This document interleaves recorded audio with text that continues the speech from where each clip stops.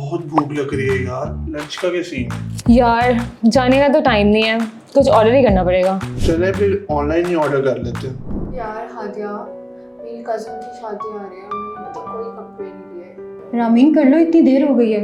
यार ऑफिस की रूटीन से टाइम ही नहीं मिल रहा कि मैं जा कर लूँ। अब तो इतने ऑनलाइन पेजेस आ गए हैं, वहाँ से कुछ भी ऑनलाइन ऑर्डर कर लो। हाँ ये भी अच्छा आइडिया, ऑनलाइन भी किया जा सकता है। हादिया, ऑनलाइन तो बहुत अच्छे कपड़े हैं।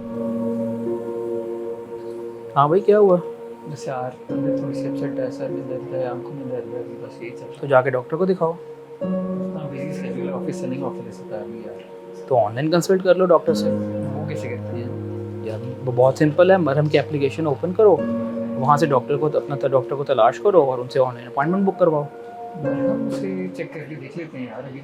मरहम की आप डाउनलोड करके वीडियो कंसल्टेशंस पे क्लिक कीजिए, देन अपने सिम्टम के अकॉर्डिंग सिम्टम सेलेक्ट करके लिस्टिंग में अपने सिम्टम्स के अकॉर्डिंग डॉक्टर सेलेक्ट करके वीडियो कंसल्टेशन पे क्लिक कीजिए, देन वीडियो कंसल्टेशन के बटन क्लिक करके डेट एंड टाइम सेलेक्ट करके बुक कंसल्टेशन पे करके डॉक्टर से बात कीजिए।